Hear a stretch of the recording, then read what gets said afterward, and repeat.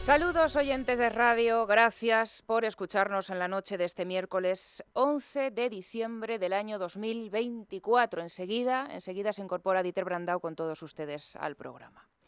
El 21 de noviembre, el Gobierno consiguió salvar in extremis su reforma fiscal gracias a los votos de Podemos.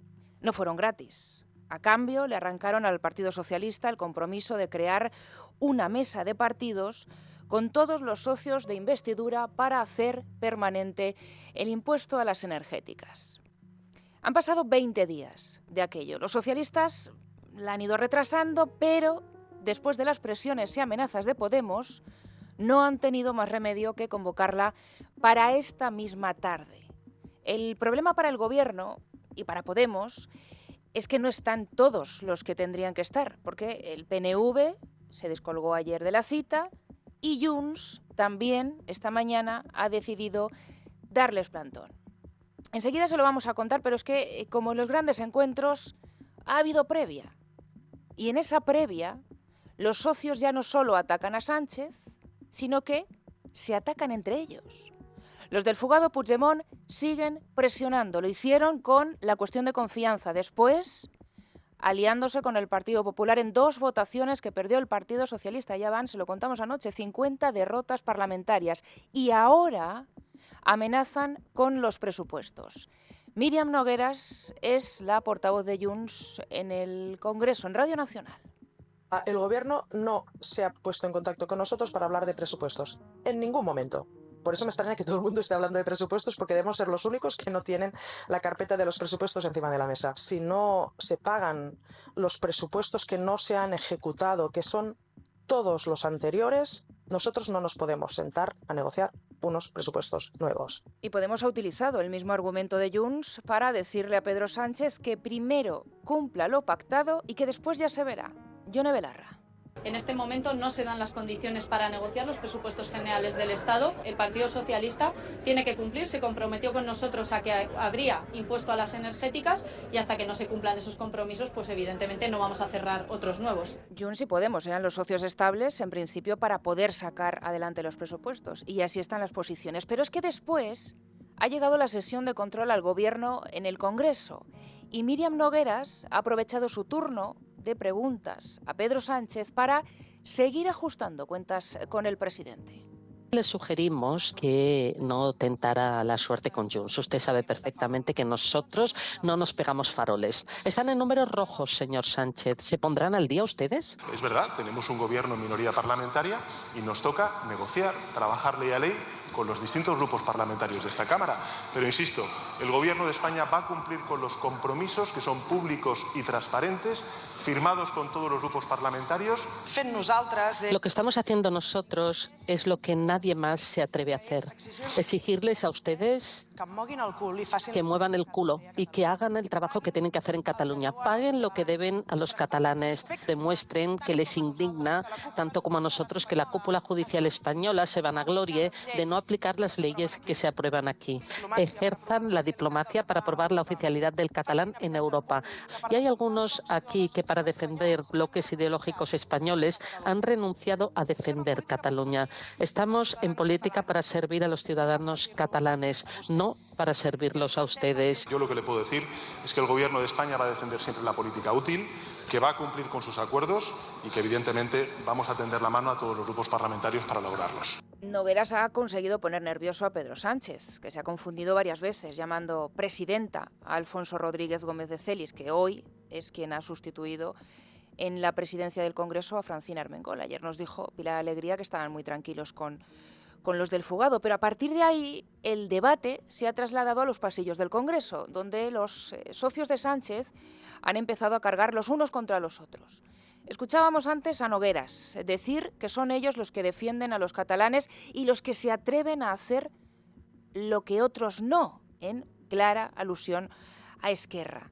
¿Qué ha hecho Esquerra? Pues devolvérsela a Junts. Gabriel Rufián.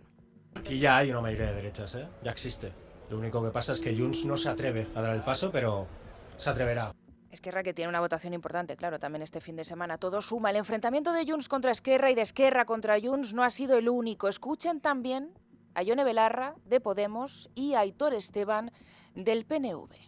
Esto solo demuestra que el CEO de Repsol, Josu Jon Imaz, no deja al Partido Nacionalista Vasco asistir a esa reunión. Creo que eso revela que en este congreso hay dos partidos que son directamente los cachorritos de Repsol, son los representantes de los intereses de las empresas energéticas, que son el PNV y Junts. Y como digo, la legislatura ha entrado en una deriva que a mí me preocupa enormemente. Para hacer un paripé que necesita algún partido político, ¿no? Pues le hace Podemos sobre todo, pero también algún otro.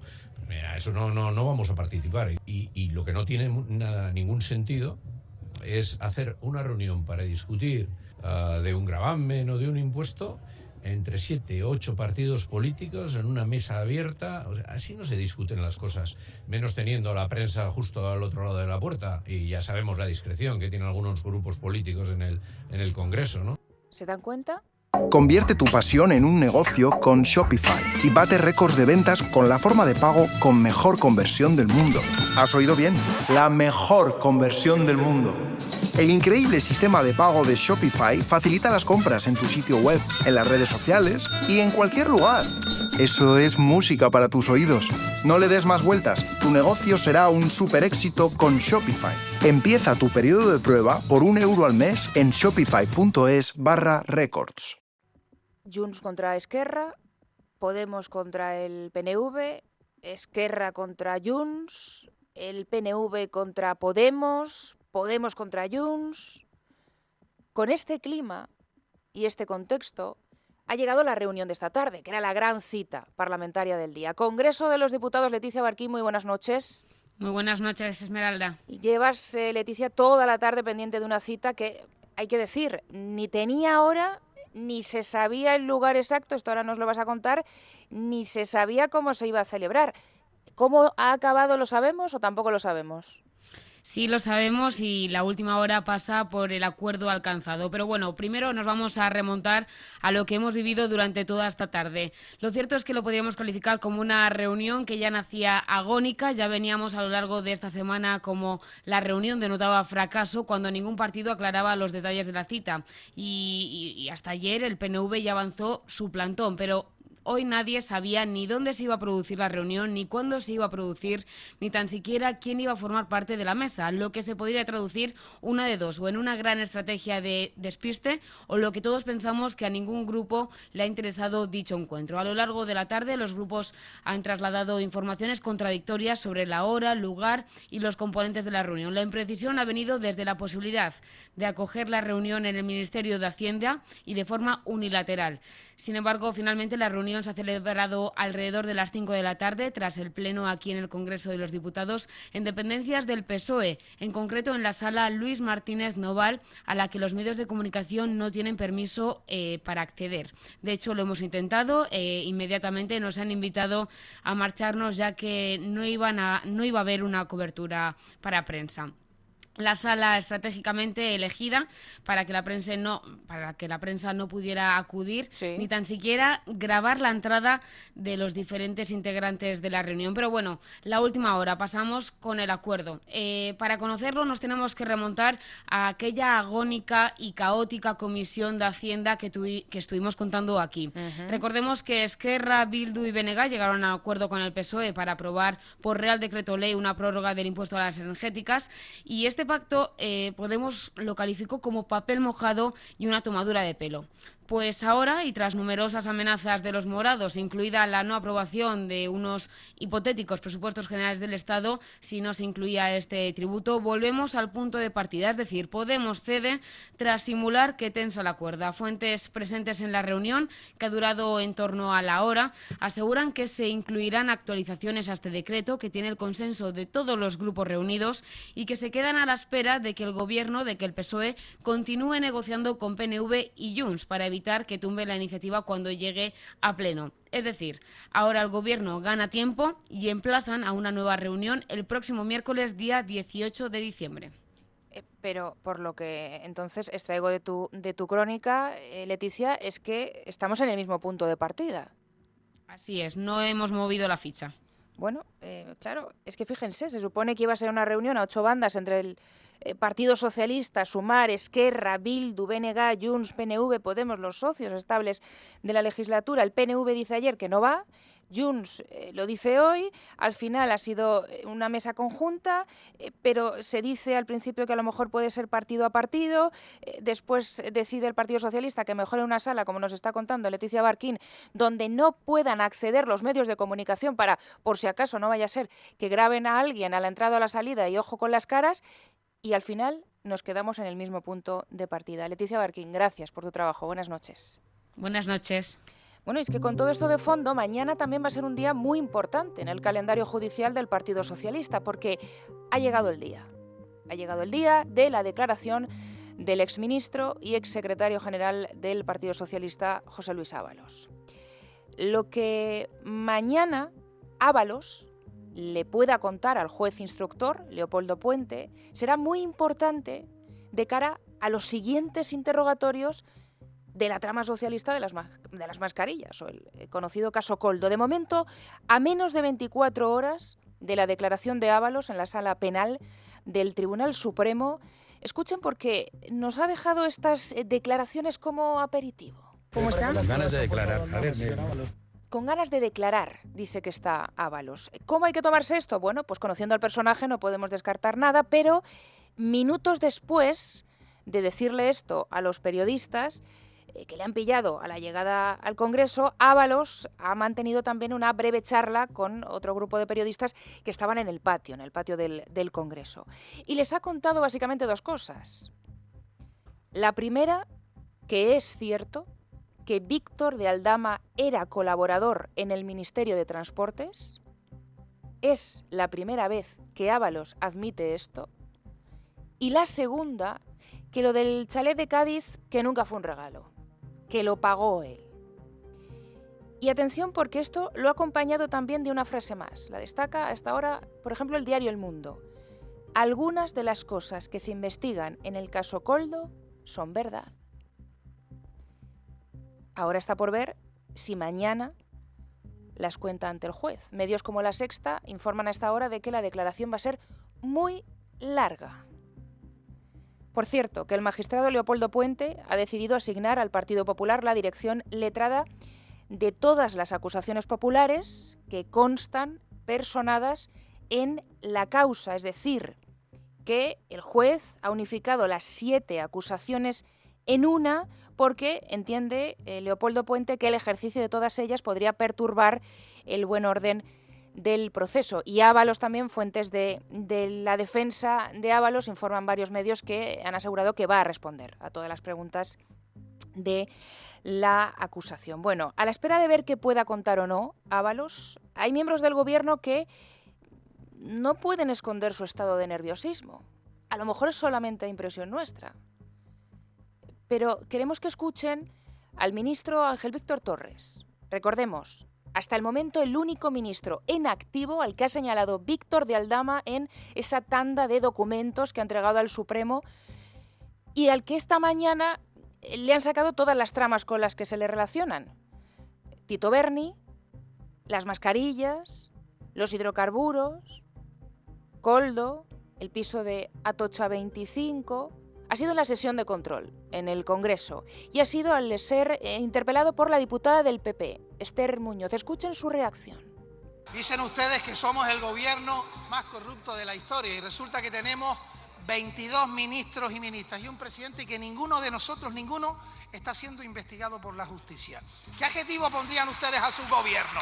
¿Qué adjetivo pondrían? ¿Pondrían el adjetivo de honrado? ¿No ven el ridículo espantoso que están haciendo ante los ciudadanos que están siguiendo este pleno? Seguiré trabajando para ayudar a los damnificados por la DANA. En Memoria Democrática, defender la verdad, la restauración y también la justicia, aunque lo ataque la presidenta de la Comunidad de Madrid, y defender la democracia. Saben que en este programa nos fijamos mucho en los detalles. Solo les diremos que Pilar Alegría e Isabel Rodríguez, que estaban sentadas una a la derecha de Torres, la otra a su izquierda, no le quitaban ojo. Observaban atónitas a un Torres un poco alterado. Pero es que ha reaccionado igual cuando ya ni siquiera le han preguntado por corrupción. Cuando después de la interpelación del PP ha llegado Vox y le ha preguntado por la ley de extranjería y por la DANA. Que usted hable aquí de la situación de Valencia, ustedes que niegan el cambio climático, ustedes que hablan de que hay que limpiar los barrancos frente a los criterios científicos, ustedes que sí practican el racismo con claridad, ¿qué tienen ustedes contra los niños que llegan en cayucos y pateras a las costas de nuestro país? Vaya usted un día a verles y mírele a los ojos, vea lo que han sufrido para tener una vida mejor, para llegar a Europa, para caminar en un país próspero que es atractivo precisamente por su prosperidad. Eso es lo que ustedes hacen, lo que hace siempre Vox. Es lamentable que ustedes pongan siempre freno y es el Partido Popular el que tiene que razonar. ¿Qué está por delante? ¿Mantener los gobiernos autonómicos o responder a un hecho humanitario absolutamente exigido? Que es que todos los niños son iguales, sean del color que sea. Sí, un rato largo, ¿eh? Esta ha sido la respuesta del ministro Torres hoy en la sesión de control a las dos únicas preguntas que se le han formulado a Torres. Bueno, causa David Sánchez. Saben que ayer el hermano del presidente del gobierno solicitó a la juez Beatriz Viedma el archivo de la causa por su contratación en la Diputación de Badajoz. Del 1 al 15 de diciembre, por la compra de un jamón ibérico de Extremadura Brida Verde, te regalamos un libro de Borja García Puado y una sorpresa. Lalo, las mejores carnicerías y charcuterías de Madrid. 6 establecimientos y servicio a domicilio. Carniceríaslalo.com. Convierte tu pasión en un negocio con Shopify y bate récords de ventas con la forma de pago con mejor conversión del mundo. ¿Has oído bien? La mejor conversión del mundo. El increíble sistema de pago de Shopify facilita las compras en tu sitio web, en las redes sociales y en cualquier lugar. Eso es música para tus oídos. No le des más vueltas. Tu negocio será un super éxito con Shopify. Empieza tu periodo de prueba por €1 al mes en shopify.es/records. Misma petición que ya había hecho la Fiscalía. Bueno, pues hoy la magistrada ha respondido a la Fiscalía.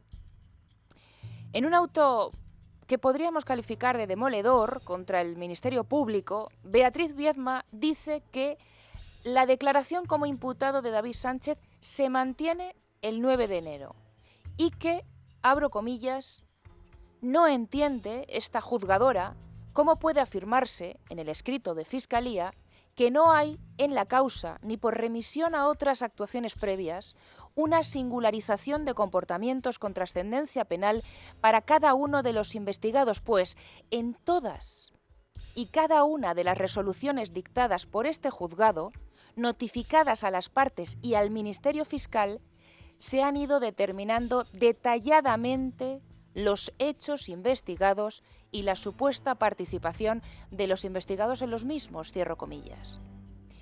Viedma recuerda en este auto que en sus resoluciones ha explicado en qué cargo estaba contratado el hermano de Pedro Sánchez y cómo fue esa contratación. Además, se recuerda a la Fiscalía que existe en la causa atestados de la UCO, de la Guardia Civil, en los que se detallan los hechos que se están investigando. Y abro comillas. Estos correos han sido examinados en su integridad por esta juzgadora, con anterioridad a decidir qué personas deben declarar como investigados. Contenido que está al alcance del Ministerio Fiscal y de todas las partes personadas, cierro comillas. Pedro Sánchez ha celebrado hoy la tradicional Copa de Navidad en el Palacio de la Moncloa. Pensarán ustedes, pues qué día más oportuno. En la víspera de la declaración ante el Tribunal Supremo de su hombre fuerte en el Gobierno y en el partido, José Luis Ábalos, y el mismo día también que hemos conocido este auto de la juez Viedma. Rubén Fernández, muy buenas noches. Buenas noches, Esmeralda. Y durante los corrillos con los periodistas, el presidente del Gobierno ha vuelto a cargar contra los jueces, contra los medios de comunicación y contra el Partido Popular. Sí, porque el jefe del Ejecutivo ha asegurado que no tenemos oposición política, en clara alusión al Partido Popular, y que la única novedad es la de algún juez que contribuye a esa oposición. Incluso ha querido insinuar que los jueces actúan en connivencia con el Partido Popular y que juegan con las cartas marcadas. Entre los ejemplos que ha mencionado, pues el de Miguel Ángel Rodríguez, jefe de gabinete de la presidenta madrileña Isabel Díaz Ayuso, y también ha mencionado a su hijo por anticiparle un calvario judicial. Es preocupante, ha deslizado, ignorando que, bueno, pues además de la instrucción judicial, es cierto que hay informes de la UCO que apuntan al Gobierno. Rubén, al margen de esto, no sé si entiendo que no, pero no ha entrado de lleno en lo que pueda pasar o ocurrir mañana en el Tribunal Supremo. No se ha dado ninguna pista de lo que se espera. No, sobre esto no ha querido hablar. Él ha querido sobre todo dejar claro que juegan con las cartas marcadas. No lo ha repetido una vez, lo ha ido repitiendo en varios corrillos, incluso ha ido añadiendo más detalles, con lo cual era el mensaje claro que hoy quería colocar. Y es que los jueces actúan en connivencia con el PP. Lo deslizaba así, que juegan con las cartas marcadas. Sobre lo de mañana, no, pero sí que es cierto que en el gobierno existe tranquilidad. Aseguran que Ábalos no va a disparar contra el gobierno. Así que tranquilidad de momento en el Ejecutivo con la declaración de mañana de Ábalos ante el Supremo. Rubén, hoy ha sido un día muy interesante, lo que acabamos de analizar con Leticia Barquín también en el Congreso de los Diputados. Venimos de el órdago de Puigdemont con esa cuestión de confianza, también bueno, pues acordando con el Partido Popular paralizar, suspender el impuesto a las energéticas, la votación de ayer también en el Congreso, 50 derrotas parlamentarias, y hoy esa mesa de partidos que naufraga. ¿Sigue el Gobierno, sigue Pedro Sánchez con la intención de agotar la legislatura o en disposición de poder asegurar que va a agotar la legislatura? ¿Qué os ha dicho? Sí, pues ha dicho algo que es pues bastante llamativo, ¿no? Porque hoy existía bastante nerviosismo en el gobierno, ¿no? Con esas declaraciones de Nogueras, no ya solo en la sesión de control, también en Radio Nacional cuando anticipaba que no creía que vaya a haber presupuestos. También existía un cierto enfado en el Ejecutivo con las declaraciones de Podemos, elevando la tensión. Bueno, pues el presidente del gobierno les ha respondido a todos y ha anticipado que van a presentar las cuentas y que las van a empezar a negociar cuando finalice el Congreso de Esquerra, que está a caer. Vamos a ver si al final es Junqueras el que sale elegido o no. Y lo que ha dicho el presidente del gobierno es que hay que sudar la camiseta y que este gobierno está dispuesto a sudarla. Ha anticipado que es consciente de que está al frente de un gobierno en minoría y que no ve problemas en presentar las cuentas y cree incluso que saldrá adelante. La cuestión es que, claro, entre los socios yo creo que son conscientes que aprobar estas cuentas es dar recarrete hasta 2027, ¿no? Porque todo el mundo entiende que se aprobarían estas cuentas, que sería una prórroga, lo más probable, en 2026 y que ya pues tendría al caer las elecciones generales de 2027. Pero bueno, la verdad es que hoy lo hemos visto bastante tranquilo, bastante relajado. Comentábamos el viernes que en los corrillos posteriores al Día de la Constitución apenas hubo corrillos, que fueron muy breves. Hoy no, hoy ha querido estar de manera distendida. En la Copa de Navidad además hemos visto a varios ministros, hemos visto también a Félix Bolaños, hemos visto a Pilar Alegría, hemos visto a María Jesús Montero, hemos visto a Elma Sainz, hemos visto también a Carlos Cuerpo, y la verdad es que han estado tranquilos. Querían pues a veces hablar no solo de la política del día a día, sino que también querían charlar, bueno, pues sobre otros temas, ¿no? Un poco de manera más distendida. Así que hoy, frente a lo del viernes, que era cierto nerviosismo de los ministros a la fuga, quedándose solo Pedro Sánchez, hoy hemos visto una cierta tranquilidad, pese a que en el Congreso, unos minutos antes, unas horas antes, habíamos visto a algún ministro bastante irritado con las declaraciones de Miriam Nogueras. Yo te iba a preguntar si Torres también estaba en esa copa de Navidad, si también ha estado Pues con sí. vosotros Torres, ¿sí? ¿Y también estaba tranquilo Pues sí. el ministro Torres porque esta Sí, mañana en el Congreso? Sí, bueno. ha estado bastante tranquilo en su entorno. Bueno, pues han dejado caer que todo es mentira, que hay un cierto ensañamiento con su figura, incluso apuntaban que, bueno, que esto podría tener que ver con una presunta campaña que podría haber en el archipiélago, en las Islas Canarias, donde él es oriundo y donde fue presidente, para evitar que vuelva a la política autonómica. Una cosa más, Rubén, porque que Pedro Sánchez había fiado el futuro de la legislatura a los congresos de los dos partidos rupturistas, de los dos partidos separatistas, Esquerra y Junts, ya lo sabíamos. Solamente queda la segunda votación de Esquerra este fin de semana. Bueno, pues seguramente Junqueras salga reelegido, pero me interesa mucho lo que has dicho de que existe cierto nerviosismo con Miriam Nogueras, que admitan esto. ¿Habrá foto con el fugado? Porque es ahora mismo lo que está pidiendo Puigdemont. Claro, y esto también es una de las preguntas que se le ha hecho a Pedro Sánchez. ¿Habrá foto? ¿No habrá foto? Porque el año pasado, bueno, pues dejó caer que podría llegar a hacerse una instantánea. Bueno, pues lo que hoy ha querido es decir que una foto se englobaría en la normalidad política, que la ley ya de amnistía ya se está aplicando que no vería nada inusual una fotografía, pero ha querido recalcar que no está en la agenda de momento, pero que no lo vería descabellado hacerse una foto. No está en la agenda de momento, como las negociaciones sigan encalladas, igual nos lo encontramos en una portada del día más pensado. Hombre, que diga normalidad política esa foto, yo creo que ya no se está admitiendo que habrá foto con el fugado, que ya sería lo que les faltaría, pero bueno, ahí está el titular, porque es una de las exigencias ahora mismo encima de la mesa por parte de Puigdemont, que vemos que por lo pronto ha conseguido poner nervioso al gobierno, por mucho que ayer expresaban en público que no era así. Rubén, muchísimas gracias, como siempre. Buenas noches. Un saludo. Bueno, y mucha gente se ha sorprendido con una de las cosas también que han aparecido publicadas esta mañana en el Boletín Oficial del Estado. En el apartado Otras disposiciones, dentro de las referidas al Ministerio de Exteriores, aparece publicado que el Gobierno, previa deliberación del Consejo de Ministros, ha acordado condecorar a la primera ministra italiana, Giorgia Meloni, con la Gran Cruz de la Orden de Isabel la Católica, una de las máximas distinciones que otorga el Estado español. Y decimos que ha sorprendido porque ayer, en la rueda de prensa posterior al Consejo de Ministros, la portavoz del Gobierno, Pilar Alegría, no mencionó en ningún momento que el Ejecutivo había aprobado conceder a Meloni esta condecoración. Ni en la exposición inicial, ni por supuesto, claro, en la parte de preguntas. No se sabía, se ocultó.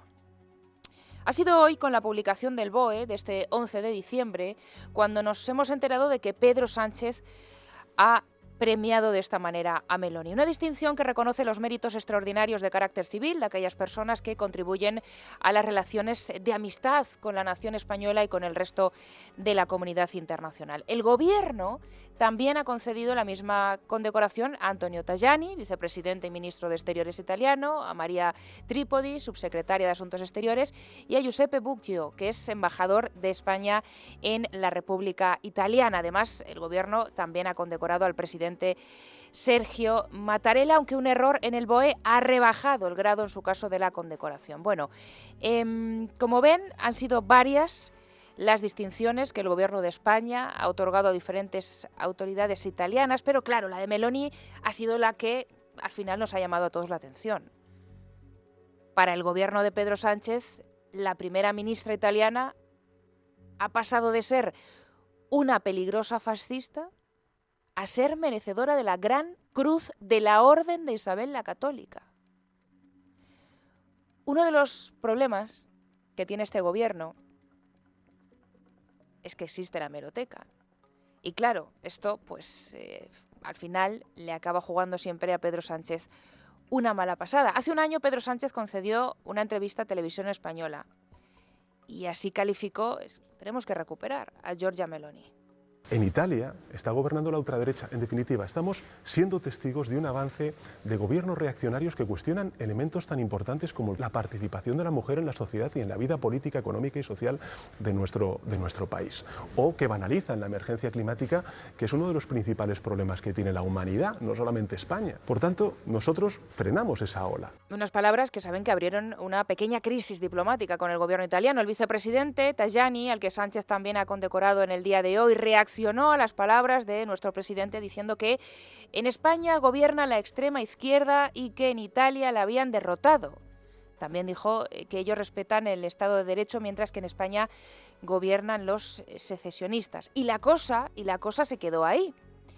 El pasado mes de mayo, durante la campaña para las europeas, el líder del PP, Alberto Núñez Feijóo, abrió la puerta a pactar con el partido de Meloni en Europa.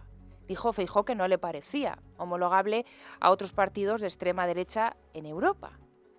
Imagínense la que montó el Partido Socialista. Al día siguiente, Sánchez se apresuró a cargar contra el líder de la oposición por sus declaraciones. Cuando se dice, yo me abro a pactar con los aliados de Vox en España, por entendernos el Vox europeo, donde no solamente está la presidenta Meloni, sino también está Eric Zemmour, en Francia o la ultraderecha sueca, pues evidentemente es absolutamente incompatible con el planteamiento de negociación que tuvimos hace 5 años y que tiene la socialdemocracia europea, no solamente la española, la europea. Por eso, pues creo que es muy grave lo que ayer dijo el jefe de la oposición, de que evidentemente iba a abrirse a un entendimiento con el Vox europeo. Claro, Pedro Sánchez decía que era muy grave decir que uno se podía entender con la malvada ultraderecha de Meloni. Hace menos de un mes resulta que no le importó entenderse con ella y aceptar a su candidato a comisario europeo con tal de salvar el puesto de comisaria para Teresa Rivera. Bueno,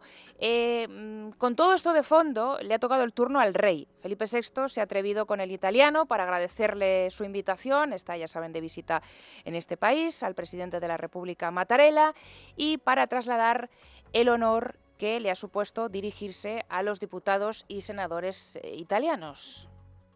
Permettetemi di provare a dire qualche parola nella bellissima lingua italiana. Hay que decir que el rey está triunfando bastante en Italia, ha recibido una grandísima ovación de todo el Parlamento, los diputados y senadores se han puesto en pie para aplaudir a nuestro monarca después de su discurso que ha durado pues un cuarto de hora, un discurso histórico en una sesión conjunta de las dos cámaras italianas que tan solo se había producido anteriormente en dos ocasiones, el rey Juan Carlos en 1998 y el Papa Juan Pablo II en 2002. Desde luego, una visita a Italia con una noticia, con la actualidad de contexto, con esa condecoración a Giorgia Meloni, que hoy ha sido la que ha acaparado todos los focos. 8:30 de la noche, hacemos una breve pausa, ya saben, enseguida volvemos con el resumen informativo.